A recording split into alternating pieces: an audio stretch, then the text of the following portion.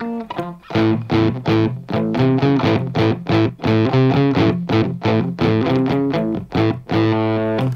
I guess I'm live now. I probably look stupid with these on. So basically what's going on right now is I got this guitar, and I'll tell you a bit about this. This is a 1965 Gibson. 1965 Gibson Melody Maker. And it's not all stock, so I got this cheap because it's not all stock. It's not in perfect condition. I got this for $700 with the original case. The things that have changed are the pickup, for example. This used to be just a single coil, and now it's a humbucker. But this pickguard's changed, and the tuning keys have changed, and these have been changed for strap locks. And so that's why it was relatively cheap for the most part. And but it sounds great. I guess if I'm gonna play, I should probably mute myself so you don't hear two guitars at once. So I'm gonna give you some tones real quick. First, let's do.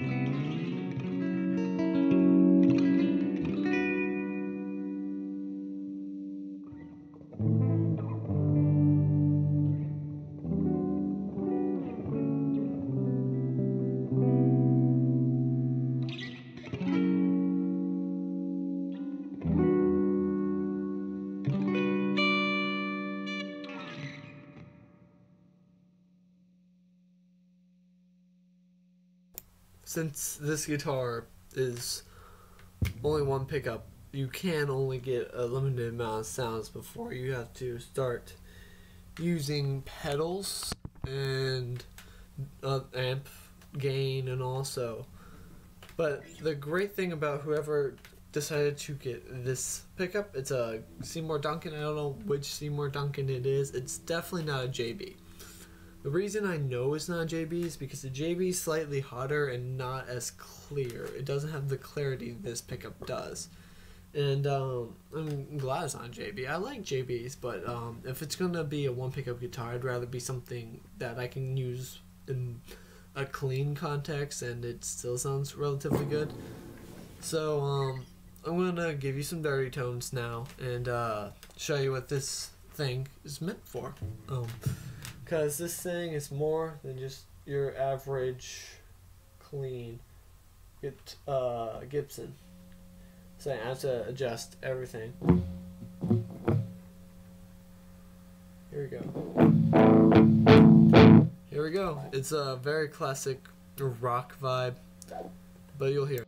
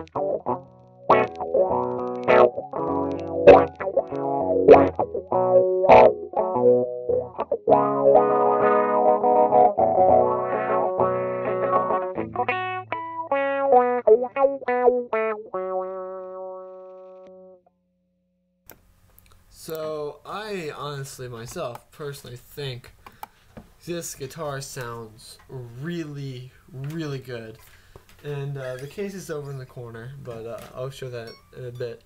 I also have gotten another guitar since I've last talked to you, but I cannot play that guitar right now for strings that broken on it today. When I was trying to do a comparison between this and the other guitar, which happens to be a 1999 Fender Mexican Strat. It's a very beautiful guitar. This is actually the strap on that I'm using right now. It's the strap for the Strat. But since I have to play tomorrow, I have to have a guitar, and all the music stores are closed right now that are local to me. So I need a guitar. But this is the Strat that I have now. I still have my Squire. It's right beside me. So these are going to be my two main guitars for here on out. I got my humbucking guitar. This thing is really light, by the way. It's an extremely light guitar, and this in comparison is not. This also has a white back scratch plate because originally this front one was white, but it got changed because nobody was buying it. Yes, it is kind of purple. It's purple in some lights, blue in others. It's like an indigo thing.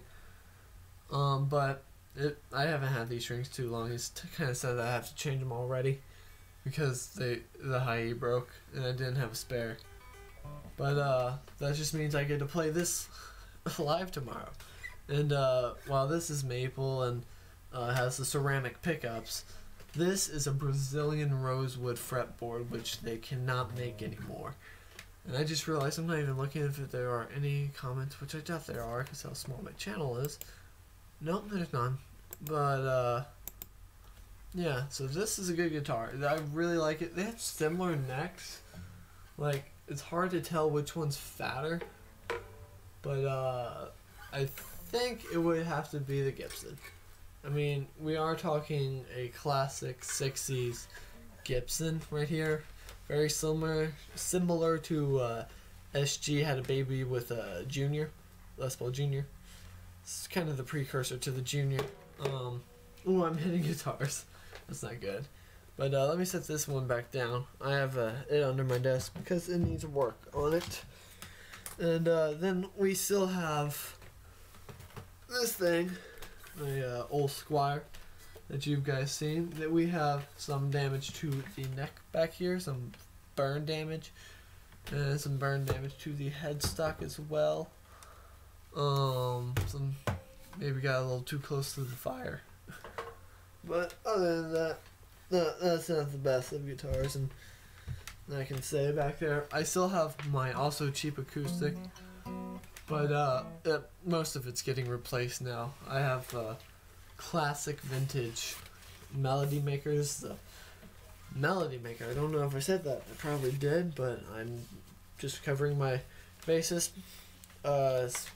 But I'm excited. It's Gibson, and the great thing about this one, I don't know how many there are like this, but the headstock is not tilted back as far as most other Gibsons. It's tilted back some, but nowhere near as a modern Gibson is. So that means if I were to drop it, the headstock had a higher chance. The neck has a higher chance of surviving. So I'll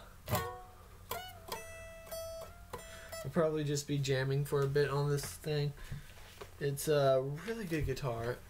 There is a problem with the output jack where if it goes upwards, like for example, if I stepped on the cable and get tugged and this would pull upwards, the output jack for some reason cuts out.